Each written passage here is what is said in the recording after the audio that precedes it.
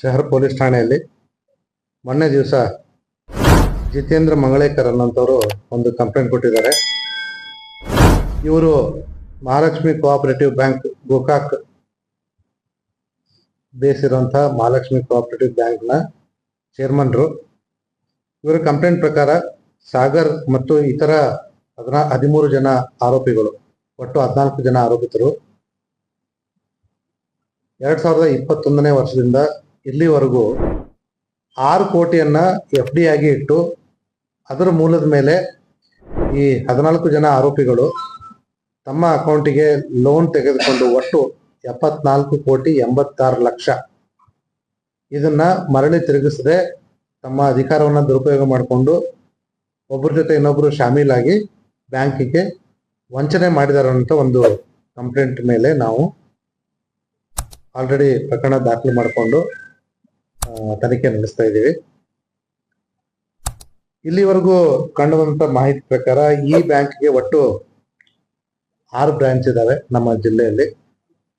ಇದಷ್ಟೇ ಇವ್ರದ್ದು ಇರತಕ್ಕಂಥದ್ದು ಬ್ರಾಂಚ್ಗಳು. ಸುಮಾರು 3,000ಕ್ಕಿಂತ ಹೆಚ್ಚಿನ ಠೇವಣಿದಾರರಿದ್ದಾರೆ. ಗೋಕಾಕಲ್ಲಿ 2 ಬ್ರಾಂಚು, ನಿಪ್ಪಾಣಿಯಲ್ಲಿ 1, ಬೆಳಗಾಮಲ್ಲಿ 1, ಚಿಕ್ಕೋಡಿಯಲ್ಲಿ 1 ಮತ್ತೆ ಘಟಪ್ರಭಾದಲ್ಲಿ ಒಂದಿರ್ತಕ್ಕಂಥದ್ದು. ಆದರೆ ಈ ಎಲ್ಲ ಫ್ರಾಡ್ ಅಥವಾ ಚೀಟಿಂಗ್ ಆಗಿರ್ತಕ್ಕಂಥದ್ದು ಗೋಕಾಕ್ ನಗರದ ಗುರುವಾರಪೇಟೆಯಲ್ಲಿರ್ತಕ್ಕಂಥ ಮೇನ್ ಬ್ರಾಂಚ್ ಅಲ್ಲಿ. ಇದರಲ್ಲಿ ಮತ್ತೊಬ್ಬ ಆರೋಪಿ ವಿಶ್ವನಾಥನ್ ಅಂತವನು ಅದೇ ಬ್ರಾಂಚಿನ ಮ್ಯಾನೇಜರ್ ಕೂಡ ಆಗಿದ್ದ. ಸೊ ಮೇಲ್ನೋಟಕ್ಕೆ ಅಲ್ಲಿರ್ತಕ್ಕಂಥ ಮ್ಯಾನೇಜರು, ಪ್ಯೂನು ಮತ್ತೆ ಇತರೆ ಕ್ಲರ್ಕ್ಗಳು ಎಲ್ಲರೂ ಸೇರಿಸಿ ವ್ಯವಸ್ಥಿತವಾಗಿ ಒಂದು ಸಂಚಲನ ರೂಪಿಸಿ ಸುಮಾರು 74,86,00,000 ಸಾಲವನ್ನು ತೆಗೆದುಕೊಂಡು ಇವರಿಗೆ ಮೋಸ ಮಾಡಿರ್ತಕ್ಕಂಥದ್ದು ಮೇಲ್ನೋಟಕ್ಕೆ ಕಂಡು ಬರ್ತಾ ಇದೆ. ಆದರೆ ಬ್ಯಾಂಕ್ನವರು ಕಳೆದ ಏಪ್ರಿಲ್ನಲ್ಲಿಯೇ ಈ ಮಾಹಿತಿ ಗೊತ್ತಾಗಿದ್ರು ಕೂಡ ಅವರು ಪೊಲೀಸರ ಗಮನಕ್ಕೆ ತರದೆ ತಾವೇ ಹ್ಯಾಂಡಲ್ ಮಾಡಲಿಕ್ಕೆ ಪ್ರಯತ್ನ ಮಾಡಿದ್ರು. ಅದು ಅವರಿಗೆ ಬಿಟ್ಟಿರ್ತಕ್ಕಂಥದ್ದು. ಆದರೆ ಯಾವಾಗ ಈ 14 ಆರೋಪಿಗಳು ಅವ್ರ ಕೈಗೆ ಸಿಗ್ಲಿಲ್ವೋ ಆವಾಗ ಬಂದು ಕಂಪ್ಲೇಂಟ್ ಕೊಟ್ಟಿದ್ದಾರೆ. ಈಗಾಗಲೇ ನಾವು 3 ತಂಡಗಳನ್ನ ನಾವು ರಚಿಸಿದ್ದೀವಿ. ಒಂದು DSP ಗೋಕಾಕ್ರವ್ರ ನೇತೃತ್ವದಲ್ಲಿ, ಇನ್ನೊಂದು ಮೂಡಲಗಿ ಇನ್ಸ್ಪೆಕ್ಟರ್ ನೇತೃತ್ವದಲ್ಲಿ, ಮತ್ತೆ ಮತ್ತೊಂದು PSI ಗೋಕಾಕ್ ಅವರ ನೇತೃತ್ವದಲ್ಲಿ ಆರೋಪಿಗಳನ್ನ ಪತ್ತೆ ಹಚ್ಚಲಿಕ್ಕೆ ನಾವು ಎಲ್ಲ ಪ್ರಯತ್ನ ಮಾಡ್ತಾ ಇದೀವಿ. ಅದಕ್ಕಿಂತ ಮುಖ್ಯವಾಗಿ ಒಂದು ಟೀಮು ನಮ್ದು ಈ ಆರೋಪಿಗಳು ಎಲ್ಲೆಲ್ಲಿ ಈ ದುಡ್ಡನ್ನ ಉಪಯೋಗಿಸ್ಕೊಂಡು ಎಲ್ಲೆಲ್ಲಿ ಆಸ್ತಿಯನ್ನ ಮಾಡಿದ್ದಾರೆ ಅದ್ರ ಮಾಹಿತಿಯನ್ನ ತೆಗಿತಾ ಇದೀವಿ.